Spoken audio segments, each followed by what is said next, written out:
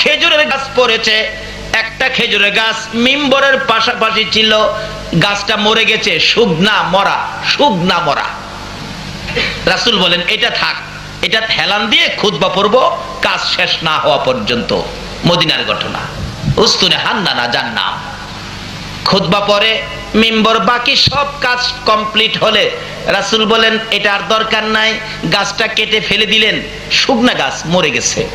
জুমার দিন খুতবা দিবে নবী, কে যেন কান্দে এতিমের মতো। নবী বলেন সাহাবীরা রে দেখ কে কান্দে, আমার মায়া মায়া লাগে। সাহাবীরা বলেন হুজুর কেউ তো কাঁদে না, সব তো হাসি খুশি দেখা যায়, আপনি নবীরে পাইলে সবাই তো খুশি। বলেন কি কান্দে? কে কান্দে? যাইয়া দেখে শুকনা খেজুরের গাছ কান্দে। আল্লাহু আকবার। হুজুর আশ্চর্য, শুকনা মরা খেজুরের গাছ উস্তুনে হান্নানা কান্দে। আমার নবী বলেন কই? ওই তো, এ উস্তুনে হান্নানা, তুমি তো মৃত, শুকায়া গেছো, লাকড়ির সমতুল্য, তুমি কাঁদো কিভাবে? মৃত খেজুরের গাছ জবাব দেন, হুজুর আমি আপনার ভালোবাসার প্রাণ নিয়া কান্দি। যে নবীর ভালোবাসায় মৃত ঘাস কাঁদতে পারে, বলুন এই নবীর ভালোবাসায় জীবনে কে কতটুকুন করেছেন? ভালোবাসা ব্যতীত নামাজ পড়তে পারেন কাজ হবে না, রোজা রাখতে পারেন কাজ হবে না, হাজী হইতে পারেন কাজ হবে না, মক্কা মদিনার ইমাম সাহেব যদি হও, নবীর ভালোবাসা ব্যতীত আমার আল্লাহ পাওয়া যায় না। বলতেছিলাম নবীর ভালোবাসায় শুকনা মরা খেজুরের গাছ উস্তুনে হান্নানা কান্দে। আমার নবী বলেন উস্তুনে হান্নানা রে আর কান্দিস না, আমি তোর জন্য দোয়া করে দেই। কি দোয়া করবেন হুজুর? কথা কয় আল্লাহু আকবার। আমি দোয়া করে দিলে কিয়ামত পর্যন্ত একটা জীবিত খেজুরের গাছ হয়ে যাবি। নবীর দোয়াই হবে কি না? হুজুর এই দোয়া চাই না, শোন আমি দোয়া করে দিলে কিয়ামত পর্যন্ত তোর মধ্যে খেজুর থাকবে। হুজুর এটাও চাই না, শোন আমি কিয়ামত পর্যন্ত দোয়া করে দিব, জীবিত গাছ হবি, খেজুর থাকবে 12 মাস, সারা বছর তোর মধ্যে খেজুর। এমনকি আমি নবীর বরকতের দোয়াই রে উস্তুনে হান্নানা, সমস্ত পৃথিবীর আমার উম্মতেরা তোর কাছ থেকে খেজুর নিয়ে খাবে, সারা জীবন খাবে রে, তোর একটা খেজুর কমাইতে পারবে না। এটা কেমন নবী যে নবীর দোয়াই খেজুরের গাছের বরকত কিয়ামত পর্যন্ত সমস্ত পৃথিবীর মানুষ খাবে, একটা খেজুর কমাইতে। সারা পৃথিবীর মানুষ যদি নবীর দোয়ার বরকতে খেজুর খাইতে পারে, তাহলে একজনের খাউন 3000-এ খাইতে পারবে না। জাবেরের বিবি কই স্বামী কিসের টেনশন? নো টেনশন, চিন্তা করবেন না, আসক রাসূল, মেহমান আইতাছে।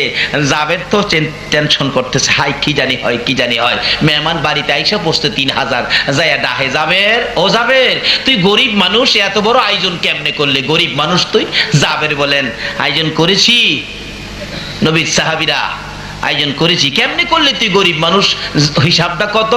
হিসাব কইতে না, এটা আল্লাহ আল্লাহ রাসূল জানে। কইব কিভাবে? খাউন তো একজনের আইছে 3000, আল্লাহ আল্লাহ রাসূল জানে।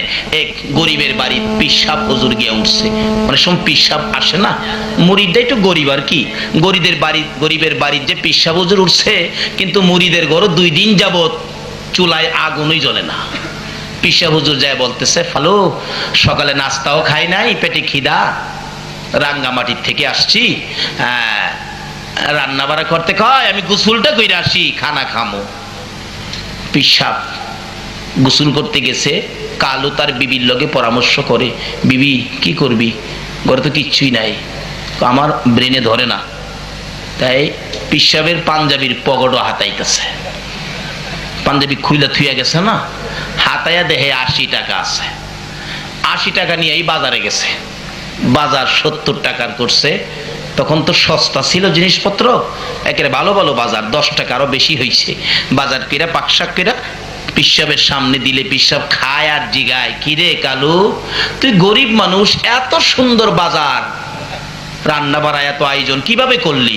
কালু কয় হুজুর আপনাদের দোয়ায় আল্লাহ রহমত, আপনারাটাই তো আপনারে খাওয়াই। পিসাব ভাবছে আমার দোয়াই বুঝি তার রুজি রোজগারে কিছু বরকত হয়েছে, আরো বেশি করে খাইতেছে। বাড়ি অলনি ভাবছে হুজুর খাইয়া থাকলে কিছু তরকারি আমরা খামুনে, বরকতটা খামুনে। পিসাব হুজুর মজা পাইয়া পেটেও খিদা, একবারে তরকারি বাড়িতে যা ছিল সব উল্টায় একবারে মহিলা বলতেছেন, হাই হাই, সব খাইতেছে হুজুর, একটু রাখলে আমরা খাইতাম। যাক, তরকারি বাড়িতে কত রসা থাকলে, জুল থাকলে এটাই মুইসা মুইসা খামুনে।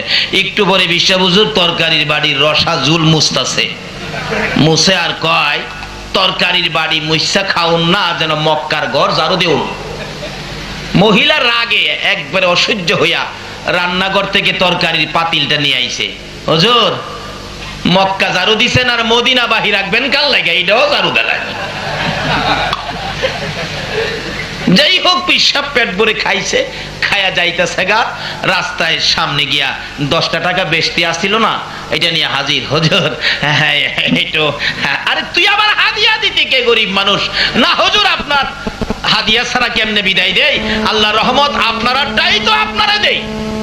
হাদিয়া পাইয়া 10 টাকা পকেটে থুইয়া যাইতেছে আর ধারণা করতেছে, আগের আসছিল 80, অহন পাইলাম 10, কত হইছে? আরেকটা মুরিদও গেলে 10 টাকা পাইলে তো 100 পুরা হবে। চিন্তা করতে করতে যাইতেছে, রাস্তায় গিয়া হাত দিলেন, 10 টাকা বাহির করছে, 80 টাকা খুঁজে, এই পকেটও নাই, এই পকেটও নাই, ব্যাপারটা কি, 80 গেল কই, 80 গেল কই? অবশেষে বৈশা চিন্তা করে, হাই হাই, হ্যাঁ যে কইছে আমারটাই আমারে খাওয়া, তা তো হ্যাঁ আমার টাকা ঢেলে বাজারটা করছে।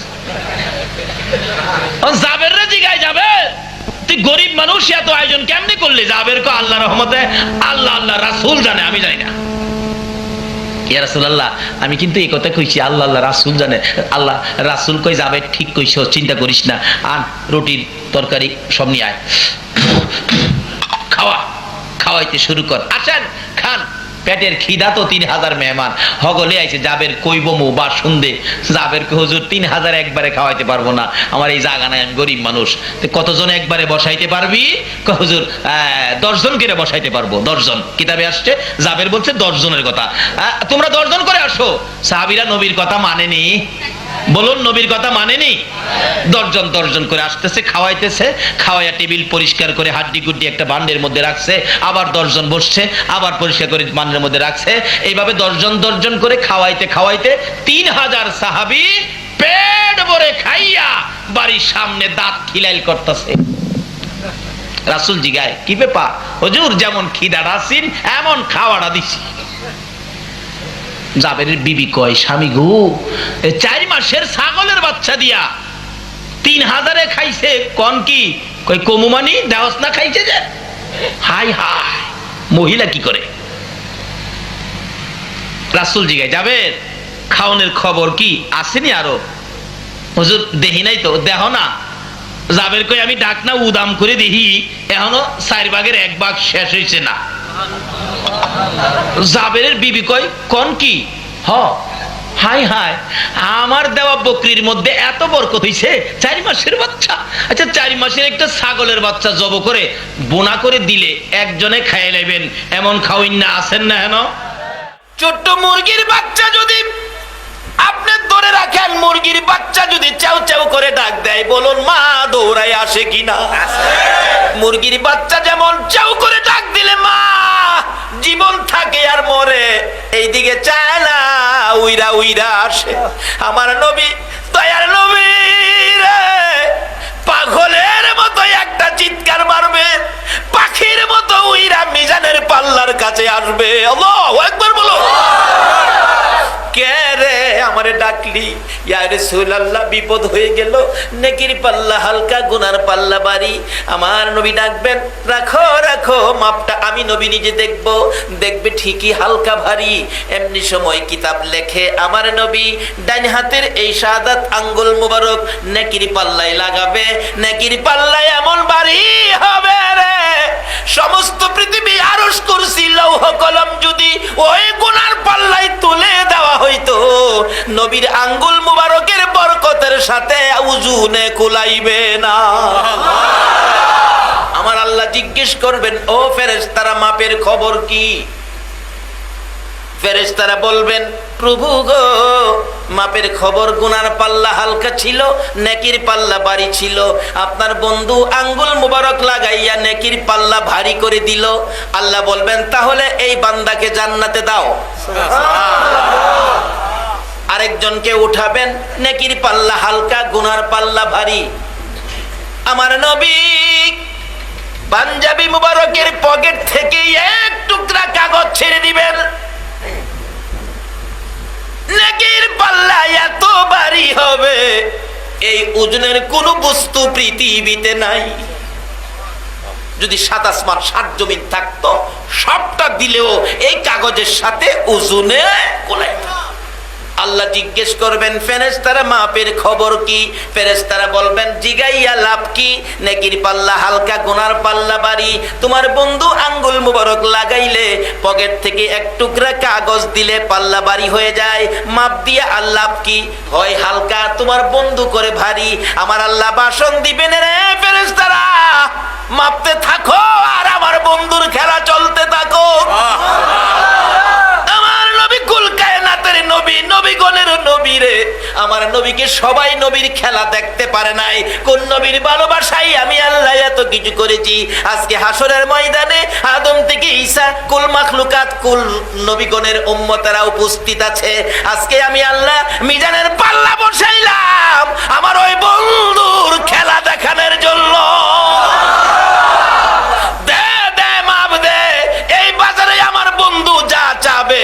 আমি আল্লাহর পক্ষ থেকে বন্ধু তাই পায়ে যাইবে। আমার বন্ধু আজকের বাজারে যা করবে রে, আমি আল্লাহ সব আমি কবুল করে নিলাম। আবু বকর সিদ্দিক বলতেছেন, বিবি নবীকে খুশি করব, আর কিছুই চায় না।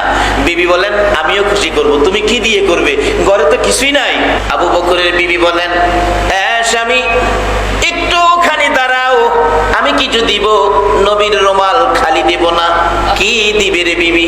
স্বামী একটুখানি দাঁড়াও, আমি কিছু দিব, খালি দেব না। আবু বকর বলেন, আমি দাঁড়িয়ে আছি, দেখি আমার বিবি কি দিবেন। বিছানা থেকে খেজুর পাতার চাটাই টাইনা বাহির করে, চাটাইটা পরনে লাগাইয়া পরনের কাপড় টাইনা টাইনা খুলতেছে। আবু বকর বলেন, এরে বিবি কি করো গো বিবি? স্বামী কিছুই নাই, আমি খেজুর পাতার চাটাই পরে গো নবীর ভালোবাসায় পরনের কাপড় খুলতেছি। আবু বকর বলেন, বিবি গো তোর কি মন চায় পরনের কাপড় খুলে নবীকে দেওয়ার জন্য? আবু বকরের বিবি বলেন, স্বামী শুধু পরনের কাপড় নয়, আমার মন চায় আমার কলিজাটা খুইলা দিয়া দিতে।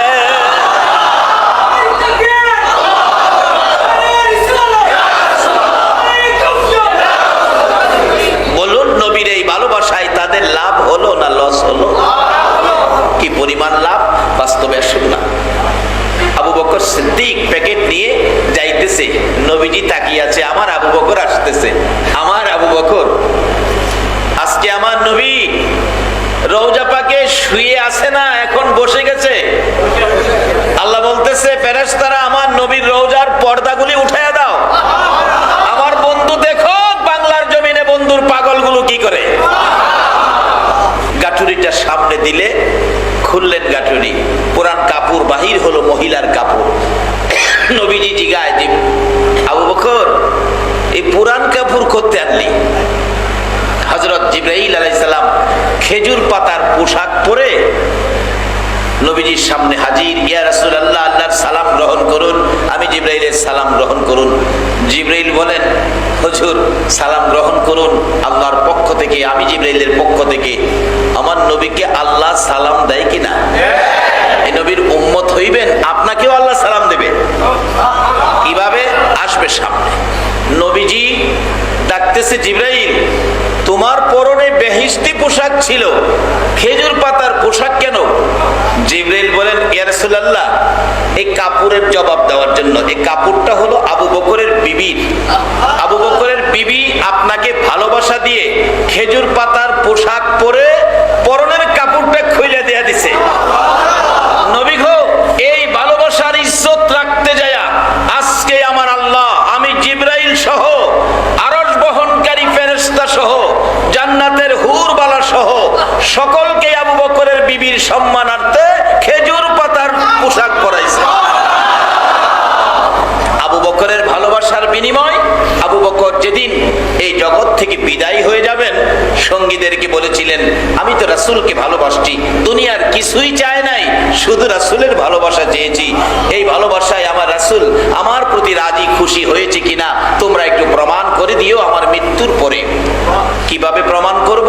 আমার লাশটাকে গোসল দিয়ে কাফন পরাইয়া জানাজা শেষে নবীজির রওজার পাশে রাইখা একজনে নবীজির রওজার কাছে গিয়ে ডাক দিও, নবী গো, আপনার আবু বকর কোথায় দাফন করব? নবী যদি বলে যেখানে সেখানে দাফন কইরো, আর যদি কথা না বলে তাহলে আমাকে তোমরা যেখানে সেখানে ফেলে দিও, আমার দুঃখ থাকবে না। তাহলে তোমরা মনে করবে আমার ভালোবাসায় রাসূল খুশি হয় নাই।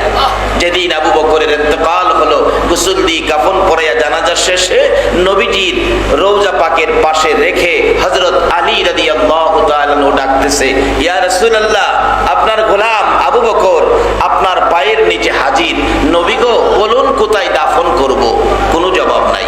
আবার ডাক দিলেন, হুজুর, আপনার হিজরতের সাথী, গুহার সাথী, রাতের সাথী, দিনের সাথী, তিনবার করে সর্পের দংশনে জীবন দিতে যাচ্ছিল, আপনার ঘুম ভাঙাইতে চাইছিল না, সেই আবু বকর আপনার পায়ের নিচে, বলুন কোথায় দাফন করব? কোনো জবাব নাই। তিনবারের মাথায় হযরতে আলী রাদিয়াল্লাহু তাআলা চোখের পানিগুলো গাল বেয়ে বেয়ে জর্জর করে ছেড়ে ছেড়ে কাঁদে, ইয়া রাসূলুল্লাহ, আবু বকরের বেলায় যদি কথা না বলেন গো, আমি আলীর বেলায় জানি কি হয়।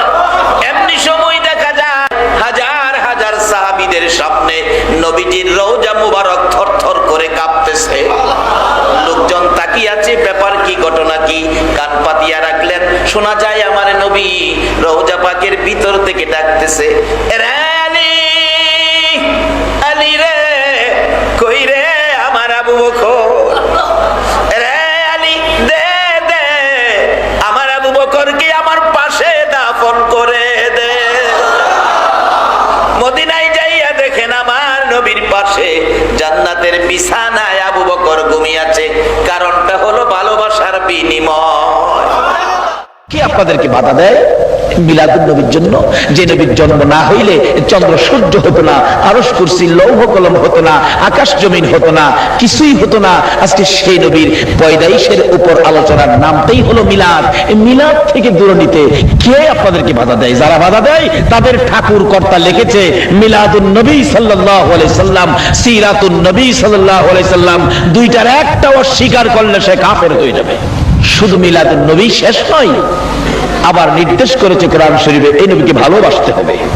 কি করতে হবে? আসল কোন নবী সাহারা বিশ্ব সুন্দরী পছন্দ করেন ইব্রাহিমকে? কার উসিলাই? আমাদের নবী। আমাদের নবীর উসিলাই ইব্রাহিমের ভাগ্য খুলে গেল, বিশ্ব সুন্দরী স্ত্রী হিসাবে পেয়ে গেল। যাই না ওদিকে আস্তে আস্তে আস্তে আস্তে আসতেছেন আমার নবীর দাদা, আমার নবীর দাদা আব্দুল মুত্তালিব মান্নত করেছিলেন ছেলে কুরবানি, কেউ রাজি না। বসটা কিন্তু আমার এখন যাচ্ছে মহিলাদের জন্য, কারণ মহিলারাই এই নবীর মিলাদ আগে করেছে। মিলাদুন নবী ভরণ করে নিয়েছে মহিলারা, কেউ রাজি না। শুধুমাত্র জিজ্ঞাসা করতে বাকি রয়েছে নবীজির বাবা খাজা আব্দুল্লাহ, মাত্র 9 বছর বয়স, কিন্তু কপালে যে আখেরি নবী। কিন্তু আব্দুল মুত্তালিব কয় কুরবানি তো করতে হবে, কিন্তু এই ছেলেটার বাকি, এই ছেলের দিকে তাকাইলে আমার আর মন চায় না কুরবানি করতে। অবশেষে কি করবে? তাওরাত, জাবুর, ইনজিল কিতাবের পাদ্রীদের কাছে গেছে পরামর্শের জন্য। তারা বলেন কেউ রাজি না। সবারে জিগাইছেন, ছোট্ট ছেলেটা যেটা একেবারে ছোট্ট আব্দুল্লাহ, তার জিগাই নাই। তার কিছু কইছে অন্যদের সাথে? না, কিছু কয় নাই। আর জিগাইতেন কি? কালকা তারই নিয়ে কুরবানি সাইরালাম। এদিকে মক্কার ইতিহাস, নওফেল নামে একজন ধনাঢ্য ব্যক্তি ছিলেন, বিরাট বড় ব্যবসায়ী নওফেল। তার একটা মাত্র মেয়ে, যার নাম মরিয়ম। সুবহানাল্লাহ। মা বোনেরা গো, তোমাদেরকেই তো আমার নবীর পক্ষে আগে পাওয়া যায়। ওই নবীর ভালোবাসা যে মেয়েরা দিয়েছে, ওই মেয়ে থেকে যেই বংশগুলি বেরিয়ে আসছে, ওই রক্ত থেকে যেই শাখা এখনো প্রবাহিত হচ্ছে, তারাই ঈদ মিলাদুন নবীতে গিয়েছে। এসে গেছে, বলতেছে নওফেলের মেয়ে মরিয়ম, বাবার আদরের মেয়ে। তো বাবা ধনাঢ্য ব্যক্তি হইলে কি হবে, মাঝে মাঝে যেমন আমাদের মুসলমান সকাল বিকাল ফজর নামাজ করে কোরআন শরীফ পড়ে না বসে বসে, এরকম নওফেল তাওরাত, জাবুর, ইনজিল কিতাব পড়তেন। এর মধ্যে আখিরি নবীর ঘটনাগুলো আসতেন। বাবার নাম আব্দুল্লাহ, মায়ের নাম আমেনা, এতটুকু লম্বা হবে, চেহারায় এরকম হবে, এরকম সাইজ আব্দুল্লাহর হবে, কপালে নূরে মুহাম্মাদি থাকবে এই বাবা আব্দুল্লাহর কপালে। এগুলি পরে যখন ওই নওফেলের মেয়ে মরিয়ম বাবার কাছে বসে বসে শুনে আর আফসোস করে, খোদা গো, আমি যদি সেই আব্দুল্লাহকে পাইতাম আর আব্দুল্লাহকে যদি স্বামী বানাইতাম, তাহলে তো আমি রাহমাতাল লিল আলামিনের মা হয়ে যেতাম। মহিলাদের পক্ষে যাইতেছে আজকের ওয়াজ, এতে আপনাদের কষ্ট নাই তো? কারণ মহিলাদের পক্ষে গেলে আমাদের দোষ কি? আমাদের কষ্ট হবে কেন? মহিলাদের মধ্যেই তো আমাদের মা, যে মায়ের পায়ের নিচে জান্নাত। আজকে যদি আমাদের মা নবী চিনে, যদি ওই মা বোনেরা যদি নবীর পছন্দের রাস্তায় আইসা যায়, তাহলে আমাদের লাভ হবে। ওই রকম মার পেট থেকে জন্ম হবে 4 আউলিয়া, ওই মায়ের পেট থেকে জন্ম হবে মুহসিন আউলিয়া, ওই মায়ের পেট থেকে জন্ম হবে শাহজালাল, ওই মায়ের পেট থেকে জন্ম হবে খাজা মঈনুদ্দিন, ওই মায়ের পেট থেকে জন্ম হবে গাউসে পাক। কোন মা? যেই মা আমার রাসূলকে চিনেছে। আব্দুল্লাহর কপালে কিছুটা তাওরাত, জাবুর, ইনজিল কিতাব মাফিক কিছু নকশা দেখা যায়। মরিয়ম টার্গেট করছে, তো আব্দুল্লাহ তাহলে সেই আব্দুল্লাহ। মাঝে মাঝে আব্দুল্লাহকে ডাকে, আব্দুল্লাহ এদিকে আসো, তোমাকে দেখতে তো কেমন লাগে, খুব ভালো লাগে তোমাকে দেখলে। নবীরে কখন চিনছে মহিলারা? আমরা তো অনেক পরে, এই জন্য দেখবেন নবী নিয়া ঝামেলাটা পুরুষের মধ্যে বেশি, মহিলাদের মধ্যে কোনো ঝামেলা নাই। আব্দুল্লাহ, তুমি মাঝে মাঝে আমার বাড়িতে আইসো। নওফেলের মেমোরিয়ম বলেন, আমার বাড়িতে মাঝে মাঝে আইসো। আসলে আব্দুল্লাহরে ডাকে না কপালে যা আছে তারে ডাকে? মাঝে মাঝে আইসো। আচ্ছা আসবো, আসে। কিন্তু ঘোষণা যখন হলো এই আব্দুল্লাহকে দিয়ে কুরবানি সেরে নাও, খবর হয়ে গেছে মক্কা নগরীতে, কালকে আব্দুল্লাহকে দিয়ে কুরবানি করবে। পরের দিন রশি নিলেন, ছুরি নিলেন, আব্দুল্লাহকে নিয়ে রওনা হলেন খানায় কাবার দরজার পাশে। আব্দুল মুত্তালিব আব্দুল্লাহকে কুরবানি করবে। যেই ঘোষণায় রওনা হলেন, নওফেলের মেয়ে মরিয়ম আজকের এই মাহফিলটা হাসরের মাঠে গিয়া দেখাই পারবেন আল্লাহ।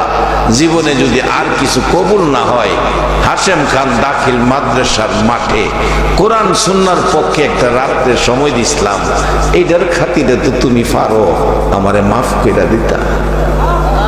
এই ক্ষমতা আমার আল্লাহর আছে কিনা?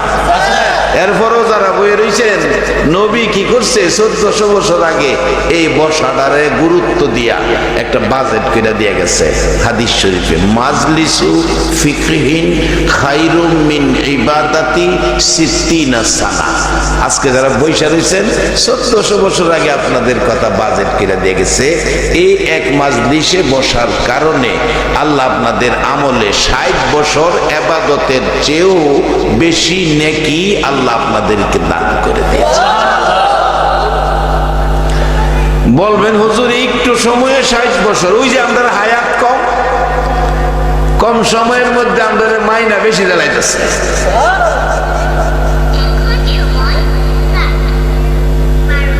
এই সুযোগটা কাজে লাগানোর জন্য আমি কম সময়ে আমিও কাম সেরে। যাই হোক, আল্লাহ আমাদের পক্ষে, রাসূল আমাদের পক্ষে। এখন আমরা বাজেট কি লাগবো, কি নিব, কি লাগবে বলতেছিলাম। 850 টাকা মাসের ইমামতিতে আইনা এই পর্যায়ে নিচে প্রতিষ্ঠান করছি। তবে ভিতরে একদিন সিফ আমার ছিল, যেদিন প্রতিষ্ঠানের কাজ শেষ করছি, আমার এক আশপড়শি বড় ভাই, উনি আমার ঘরে গিয়ে বলছে, কিরে মাদ্রাসা তো করছস, এটা তো হাতি, এটা তো মাস গেলে খাওন চাইবো, মাস গেলে খাওন দিতে পারবি নি? আমি তো গরিব মানুষ, এই দিন কইলারা দেখে সিফা মারছি, কথা তো ঠিক, ঘর তো কইরা লাইছি, চালু কইরা লাইছি, মাস গেলে যে খাওন চাইবো, এটা যে হাতি, এটার খাওন কেমনে দিমু? তখন চোখ ফানিয়াই করছি। এরপরে ফাইসালা করছি, নিজেরে নিজে সান্ত্বনা দিছি, অক্ষরে যদি কোনো হেন না পায়, মাহফিলের একটা সুযোগ আল্লাহ যদি সুস্থ রাখে, 2টা মাহফিলের টেহা দিলাইলে আল্লাহ মাসাল্লাহ হাতিরে খাওয়াই লাইতে পারি, কেউর কাছে না গেলেও চলবো। আল্লাহর রহমত, আজকে 10 বছর চালাইয়া 11 বছর চলছে, হাতির ফেরও কোনোদিন খিদা লাগতে দিছি না।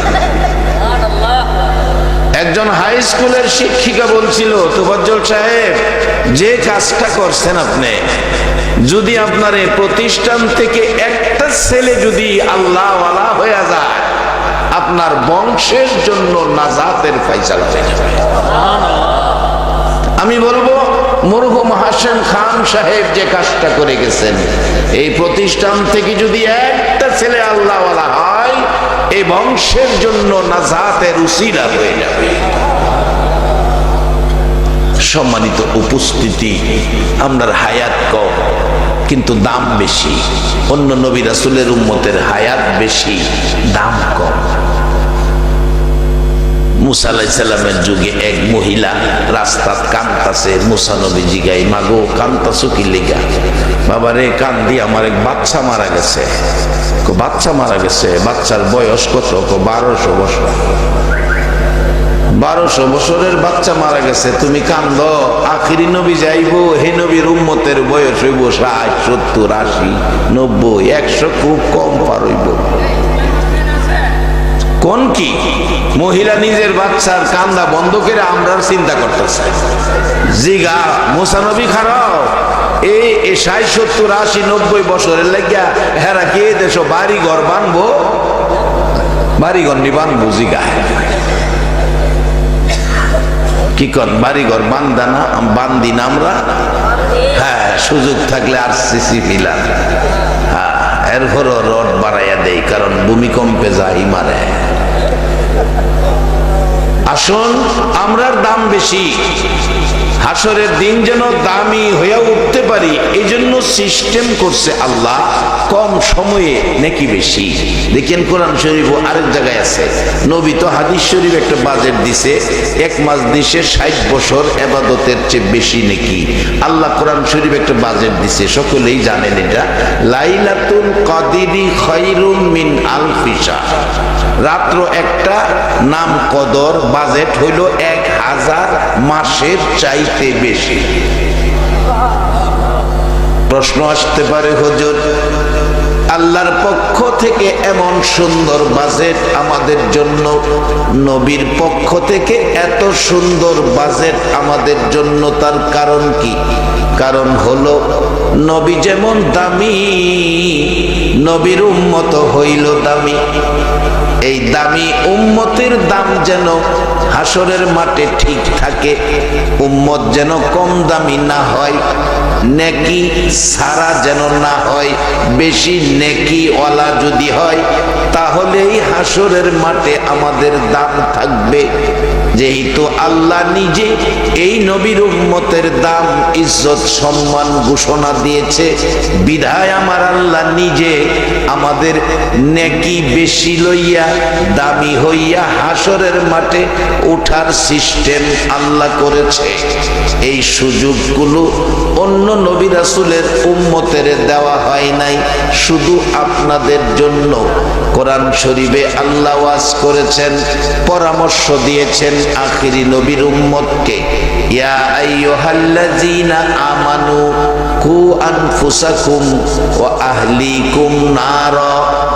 ও পৃথিবীর ঈমানদারেরা, আখিরি নবী আমার মায়ার নবীর উম্মতেরা, তোমরা নিজে, ছেলে মেয়ে, বিবি বাচ্চা, ভাই বোন, আলিয়া উলাদ সবাইকে নিয়ে জাহান্নামের আগুন থেকে বাঁচো, আল্লাহ কইতাছে। তাইলে বোঝা গেল আমরা জাহান্নামও যাই, এটা আল্লাহ চায় না। ইয়া আইয়ুহান নাস কু আনফুসাকুম আহলিকুম নারা, এ কথা কয় না। ইয়া আইয়ুহাল্লাযীনা কাফারু কু আনফুসাকুম ওয়া আহলিকুম নারা, এ কথাও কয় না। আল্লাহ কয় ইয়া আইয়ুহাল্লাযীনা আমানু, আপনাদের ডাকতেছে, তোমরা কি করো? কু আনফুসাকুম ওয়া আহলিকুম নারা, ছেলে মেয়ে, বিবি বাচ্চা, পরিবার পরিজন সবাইকে লইয়া জাহান্নামের আগুন থেকে বাঁচো। আল্লাহ পরামর্শ দেয় কোরআন দিয়া আগুন থেকে বাঁচতেন, আর নবী ডাইরেক্ট সরাসরি হাদিস দ্বারা জান্নাতে ঢোকার রাস্তা করে দিলেন। মান ক্বালা লা ইলাহা ইল্লাল্লাহু ফাদাখালাল জান্নাহ। একবার বলুন আল্লাহু আকবার। আপনারা যারা বসে আছেন, এই কালিমাটা আপনাদের কাছে আছে না? না হলে আবারও পড়েন, লা ইলাহা ইল্লাল্লাহু মুহাম্মাদুর রাসূলুল্লাহ। আপনারা হাদিসের বলে আমি বলতেছি আপনারা বেহেশতি, আপনারা বেহেশতি বেহেশতি বেহেশতি।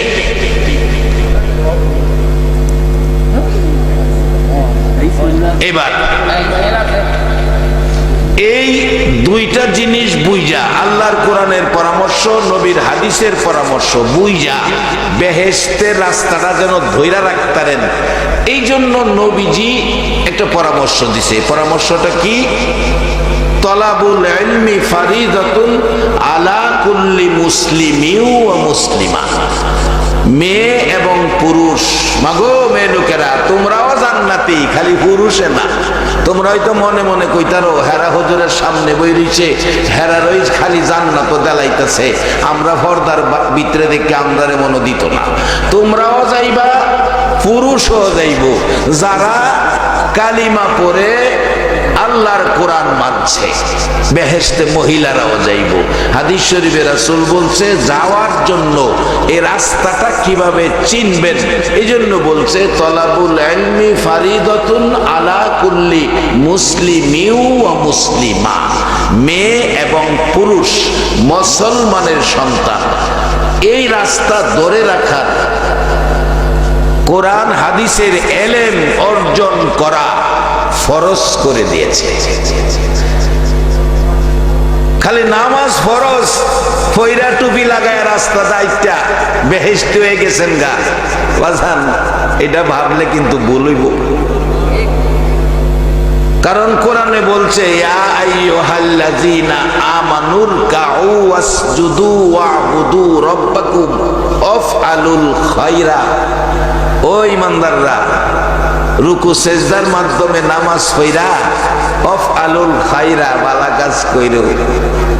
খালি নামাজ পড়েই বেহেশত যাইবেন গা এরকম না, এরপরে ভালো কাজ করতেইব। একজনে নামাজ পড়া আপনার ছোট সময় হেফজখানায় যখন পড়ি বইরব, হুজুর ফাটাইছেন, চাইল আনতাম, গিয়া চাইলের কথা কইছি, হুজুর চাইল নে 1 মন চাইল দিন, তখন তো মন আসিন, দেখি বেড়া আসলে নামাজটা হইরাইছে, এই টুপিও মাথা তৈ, চাইল মারতাছে, দেখতাছি চাইলে 250 কম দিতেছে। মাইপটা সারছে পরে আমি চাইল কিন্তু 250 কম দিচ্ছেন, এটাই হুজুরের রইল, বাইরে তো হুজুরে খাই লইব, তবে এটা একদিন দিবেন। বেড়া যে রাগ হইল আমার ভাই, একদিন তুই মুখ বাত্তি বাত্তি আলাপ করস, কইলাম রাগ হইেন না, যেটা সত্য এটা কইছি।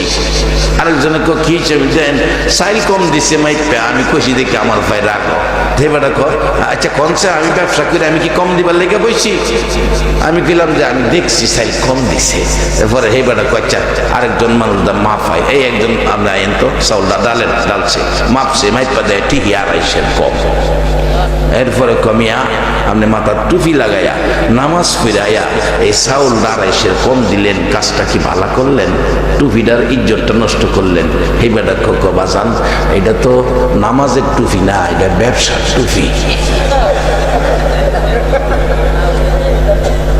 নামাজ পড়ে বেড়া ফগড় আরেকটা টুপি রাখছে, এইটা লাগায় চাইল বেশি বানাই।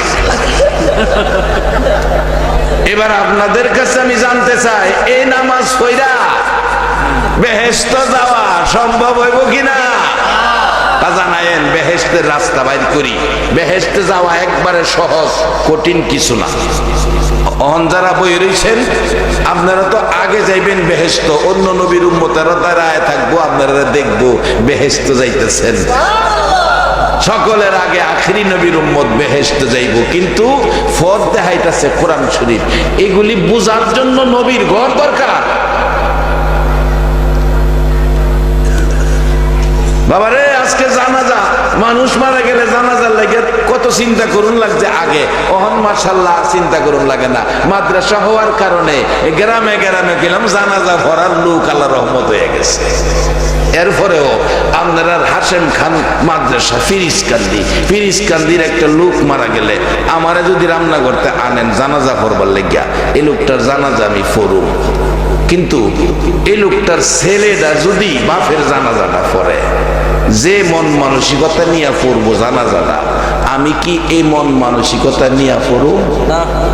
বাপের লাশটা সামনে, ছেলের কলিজা ফাটা, চোখের পানি জর্জর করে পড়বে, বাবার ব্যথা দুঃখ খুব মনের কইরা চোখের পানি ছাড়বে। আর আমি তো শুধু আদায় করার জন্য আসুম, আমার তো সোহদা পানিই তো না। একটা ছেলে বানান, যে ছেলেটা বাবার লাশটা সামনে নিয়ে চোখের পানিতে বুক বাসবে, মনে করবে ওই কথা, বাবা গো নারায়ণপুর বাজার থেকে বাজার করে, সাপ্তাহিক বাজার করে বুজারা মাথায় লইয়া বাড়িতে আইসলা, আর বাড়িতে আইসা মা ধইরা বুজারা নামাইছিন, বাবা গো তাকাইয়া দেখছি আধা ঘন্টা তোমার গার বাঁকা হইয়া রইছে, তুমি সেই বাবা আমরারে ফালাইয়া চলে যাইতেছ। ছেলে জানাজা পড়বে, চোখের পানিতে জামা কাপড় বুক ভিজে যাবে, আর এই ব্যথা নিয়ে বাবার দরদ মহব্বত নিয়ে যে ব্যক্তি জানাজা পড়বে, আল্লাহ এই চোখের পানি দেখে জানাজার সাথে সাথে তার বাবার সকল গুনাহগুলি ক্ষমা করে দিবে। আমি জানাজা পড়লে এই গ্যারান্টি নাই। বাস্তবে আইন আপনার ফিডের মধ্যে খাট যাইতেছে, আপনার হাতটা যদি ঘোরাইয়া নেন খাটজানি দিবার লাগিয়া, যেহেন খাটজা হাতটা তো এহেনেই পড়বো নাকি বেশ কমইব, যদিও দেখা জানা, এরপর দেখবেন হাতটা এই খাটজানি জায়গাটা পড়বো। আর যদি ফুতের ঘরের নাতিরে দেন কইরে আকেল আলী আমার ফিটটা খাট যায় দেয়, দেখবেন আকেল আলী পিছিয়ে গিয়ে কেউ দাদা কোন দিকটা, দাঁড়াডার একটু দক্ষিণে, দেখবেন হ্যাঁ যাইব গা আদাত উত্তরে, উত্তরে গেলে কেউ দাদা কোন দিক দেখারে, এই দিকে না তো দক্ষিণে যাইব গা 3 ফাত দক্ষিণে, আরে অত সেই দিকে না আরো মাই যাইব গা 3 আঙ্গুল উফরে, আর এত উফরে না তোর নিচে যাইব গা 6 আঙ্গুল নিচে, হ্যাঁ ঘুরাইয়া জায়গা আইতে আইতে দাদার খাট জানিয়ে দেব।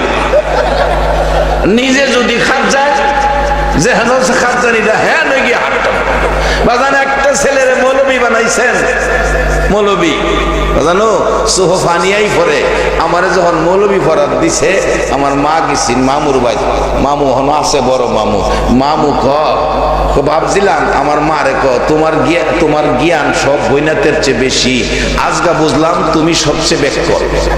আমার মা কইছি বাইরে আমার ব্যাককল কইলে যে তুমি হ্যাঁ মৌলবি ফরাত দিছো যে এর লেগে ব্যাককল কইছি, হ্যাঁ ভাত খাইব। আমার মামা এখনো বাচ্চা আছে,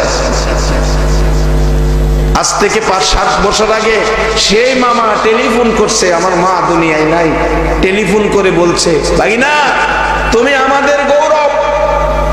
আমি কই মামা তুমি আমার মারে কান্দাইছিলা, মনে মনে কই আর কি, মামা তো মুরব্বী, মামারে তোর এভাবে বলা যাবে না, মনে মনে বলছি তুমি একদিন মারে কান্দাইছিলা। আমি বলে মা বলে আমারে বিকিল্লা করার দিচ্ছে, আমি বলে বাদ পাইতাম না। একটা মৌলবী দেখছেন আর ইমামতি করলেও তো ইস্তারি কাপড় কইরা ঘুরে, খাওনের কোনো অভাব নাই। দাওয়াত দিলে দেখবেন গরিবের ঘরে হইলেও দাওয়াতটা দিলে নতুন চাদরটা বিছাইয়া দেয়, এর চেয়ে সম্মান কোনো ডিপার্টমেন্টে নাই। একবার বলুন আল্লাহু আকবার। ভুল বুঝাবুঝির মধ্যে যাইেন না, একটা ছেলেরে আলেম বানায়। আমি নিজেও একটা ছেলেরে মাদ্রাসা দিছি, এবার মেট্রিক দাখিল পরীক্ষার্থী আমার মাদ্রাসায়। এই উদ্দেশ্য একটা, এই ছেলেটা আমি মারা গেলে যেদিন আমার সাদা কাফনটা বইল্লা জানাজার কাতারের সামনে শোয়াইব, এদিন আমার ছেলেটা আলেম হয়ে আমার জানাজাটা ফইরা দিব, জীবনের শেষ আশা। আমি অনুরোধ করব প্রত্যেকে একটা ছেলেকে আলেম বানাবেন। এটা এমন এক মাদ্রাসা, আলেম হলে যে কোনো ডিপার্টমেন্টে সরকারি বেসরকারি নাই, তার সার্টিফিকেটে চাকরি আছে, চাকরি কোথাও তার চাকরির জন্য বাধা নাই।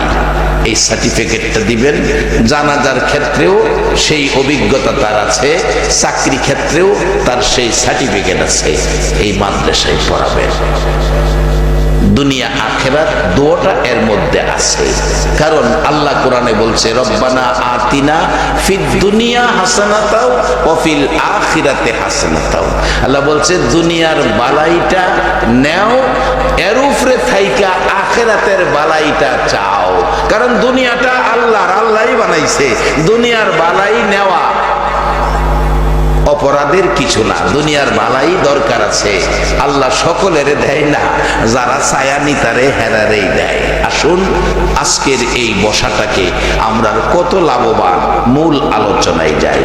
আরো রহমতের আশায় আরো কয়েকবার দুরূদ শরীফ পড়ুন। আল্লাহুম্মা সাল্লি আলা সাইয়্যিদিনা মাওলানা মুহাম্মদ ওয়া আলা আলি সাইয়্যিদিনা মাওলানা মুহাম্মদ।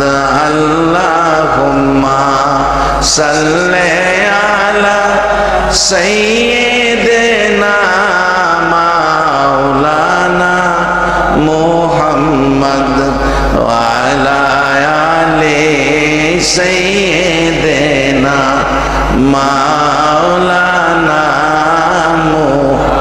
বালাগাল উলা বিকামালিহি কাশাফাদ দুজা বিজামালিহি হাসনাত জামিউ খিসালিহি সাল্লু আলাইহি ওয়া আলিহি। আসুন দুইটা কথা আপনাদের সামনে রাখছি।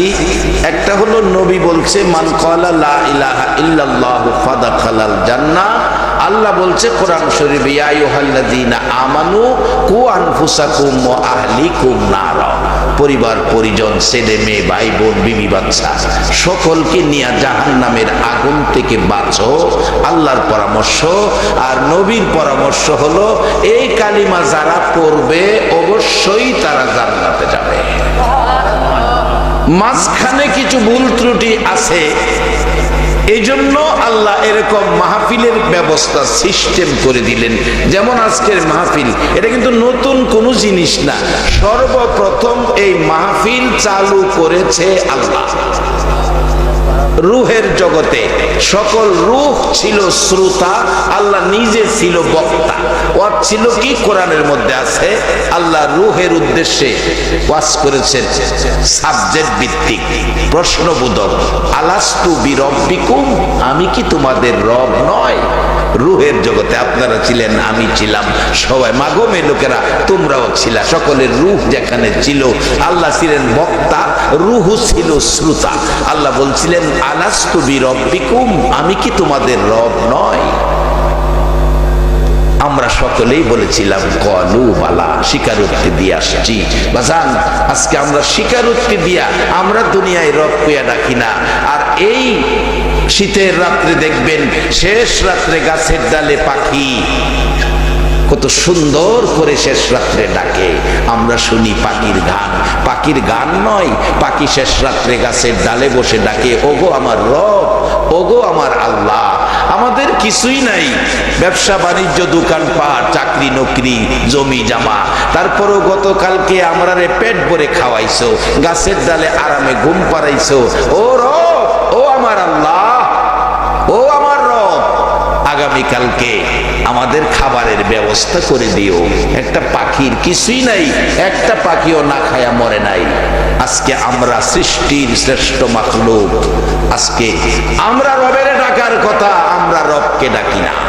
আর যদি রবকে ডাকতে পারতাম, কি চাইতাম? আল্লাহর কাছে যা চাইতাম তাই আমরা পাইতাম। আসুন সে পথটা আমরা পরিষ্কার করি। খুব কম সময়ে আমি মূল কথাগুলো আপনাদের সামনে নিয়ে আসতেছি।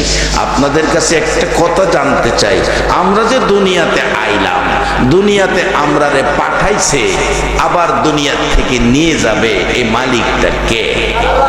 সবাই বলুন আল্লাহ। এই শব্দটা যদি অন্তর থেকে বইলা থাকেন, মালিক আল্লাহ। আল্লাহ কয় ফেরেশতারা, দেখ আমার বান্দারা আমার আল্লাহ কইছে। আর এইভাবে মালিক আল্লাহ স্বীকারোক্তি দিবেন। এই জন্য আল্লাহ আমাদের মার পেটে প্রত্যেককে খাওয়াইয়া লালন পালন করছে, রক্ত, নাপাক রক্ত মুখে দিয়া খাওয়াইছে না, নাভির সাথে 5 ফিট করে নাভি দিয়া খাওয়াইছে, মুখটা পবিত্র রাখছে। এই জন্য যে বান্দা দুনিয়াতে গিয়া এই মুখটা দিয়া আমারে আল্লাহ কইয়া মালিক স্বীকার করবে। যারা আল্লাহকে মালিক স্বীকার করেছেন, এটাই তো নাজাতের জন্য যথেষ্ট হয়ে যাবে। বান্দার কাছে আল্লাহ এটাই চায়, বান্দা আমারে মালিক স্বীকার করুক।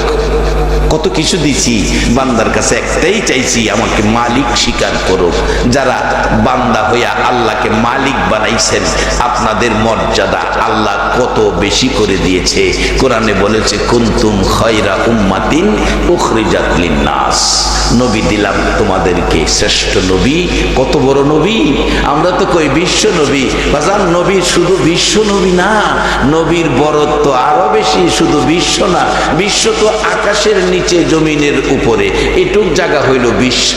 কিন্তু আল্লাহ বলছে, যত জায়গায় আমি আল্লাহ রাব্বুল আলামিন, তত জায়গায় আমার নবী রাহমাতাল লিল আলামিন। তাহলে শুধু বিশ্বের মধ্যে আল্লাহ যেমন সীমাবদ্ধ না, আমার নবীও সীমাবদ্ধ না। যেখানে এখনো মানুষ যাইতে পারে নাই, কত জায়গা পড়ে রয়েছে, বিজ্ঞান কোনো আবিষ্কার করতে পারে নাই, সেখানেও আমার আল্লাহ আছে কিনা? আল্লাহ বলেন, যেখানে আমি আল্লাহ রব, সেখানে আমার নবী রহমত। সেই নবীর উম্মত আমরা। আমাদের দাম বাড়ছে না কমছে? বাবারা, ভাইয়েরা, বাড়ানোর কারণ হলো আমার নবী উম্মতের জন্য কষ্ট করেছেন। নিজের জন্য কোনো কষ্ট নবী করে নাই। জীবনে যা কষ্ট করেছে সবকিছু উম্মতের জন্য। বিনা দোষে, বিনা অপরাধে কাফের বেঈমানেরা, মক্কাবাসীরা আমার নবীরে মারছে। আমার নবী চোখের পানি ছেড়ে ছেড়ে বলছে, দেশি বন্ধুরা রে, আমার মা নাই, আমার বাবা নাই, তোরা আমারে মারিস না। তোরা তো জানোস না, আমি নবীর চেহারায় জীবনে কোনোদিন একটা মশা মাছিও বসে না। রে বন্ধুরা, জীবনে কোনোদিন একটা মশা মাছি বসলো না, একটা দিন পোকামাকড় কামড় দিল না। তোরা আমারে মারিস না, আমার মা নাই, বাবা নাই, এত ব্যথা, এত কষ্ট, এত দুঃখ। কোনো দিন মা খাদিজা বলেন, নবী বাহির হয়ে যায় মানুষকে আল্লাহর সাথে সম্পর্ক করে দেওয়ার জন্য, জান্নাতি বানানোর জন্য, মানুষকে মিলেমিশে থাকবে সেই পরামর্শ দেওয়ার জন্য। সারাটা দিন নবী মানুষের ঘরের দুয়ারে দুয়ারে ঘুরে। রাত্র হয়ে যায় কোনো দিন রাত্র গভীর হয়। যেদিন রাত্র গভীর হয়, আমি খাদিজা দরজাটা খুলে অপেক্ষায় দাঁড়িয়ে থাকি। পৃথিবীর মানুষেরা রে, তাকাইয়া দেখি আমার তিন নবী আসতেছে। এত সুন্দর নবীর চেহারা রে, পৃথিবীর মানুষেরা দেখি ঘরের দিকে আসতেছে। মন কয় যেন সকাল বেলার উদিত সূর্যটা খাদিজার ঘরের দিকে আইতেছে। কাছাকাছি আসার পর তাকাইয়া দেখি আমার এই তিন নবীর গাল বেয়ে বেয়ে পানি পড়তেছে। আর একটু কাছে আসার পর তাকাইয়া দেখি আমার নবী সাদা জামা পছন্দ করে ব্যবহার করতেন, সাদা জামা বেশি। তাকাইয়া দেখি সাদা জামায় লাল দাগ দেখা যায়। হুজুর, এত গভীর রাত্রে বাড়িতে আসলেন, চোখে পানি, জামাই লাল দাগ, কারণটা কি গো নবী জানতে চাই। আমার নবীটাকে, খাদিজা রে, মায়ের দেশ, বাবার দেশ, আমার দেশি বন্ধুদেরকে জান্নাতি বানানোর জন্য। রে খাদিজা, আমি নবী বাড়ি বাড়ি ঘুরি, মানুষের দুয়ারে দুয়ারে যাই, কেন জানি তারা আমারে ব্যথা দেয় রে, পাগল কয়, এতিম কয়, আমারে মারে রে, আঘাত করে। কোনো জায়গায় আঘাতে ক্ষত বিক্ষত হয়ে রক্ত মোবারক বাহির হয়। খাদিজা, আমি বলেছি আমারে মারিস না, আমার মা নাই, বাবা নাই। রে বন্ধুরা, মক্কার সন্তানেরা, মক্কার মানুষেরা ব্যথা পাইলে মার কাছে কয়, বাবার কাছে কয়, আমারে ব্যথা দিস না। কার কাছে কমু? মাও নাই, বাবাও নাই। রে খাদিজা, এই আঘাতের রক্ত মুবারক আমার জামার মধ্যে লেগে আছে। খাদিজা রে, যত কষ্ট, যত ব্যথা, যত দুঃখ আমার জীবনে আসুক না কেন, আমি মানুষকে শান্তির পথ, জান্নাতের পথ দেখাইয়া যাইব। বাবারা, ভাইয়েরা, সেই নবীর উম্মতের জন্য আল্লাহর কোরআনের পরামর্শ, কু আনফুসাকুম ওয়া আহলিকুম নার, এই পরামর্শের কাছে যারা আসবে, আমার আল্লাহ আগুন দেখাইবে না। আমার নবী বলেছে কালিমাওয়ালা জান্নাতে যাবে, ওই হাসরের মাঠে বিপদ দেখবেই না, তারা জান্নাতি হয়ে যাবে। বাজান বাস্তবে আসেন, আল্লাহর কথা মানলে, সম্পর্ক থাকলে জান্নাতি হওয়া, আগুন থেকে বাঁচা কত সুন্দর পথ। হযরতে ইব্রাহিম আলাইহিস সালাম, ইমাম হুসাইন রাদিয়াল্লাহু তাআলা নবীজির এত আদরের ছিলেন। আহমদ রাফাই ইরাকি যুবক মদিনা এসে নবীর রওজা পাকের পাশে ঘুরে আর ডাকে, নানা আমি হুসাইন, নানা আমি হুসাইন। তুমি কি আমি হুসাইনকে ভুলে গেছো?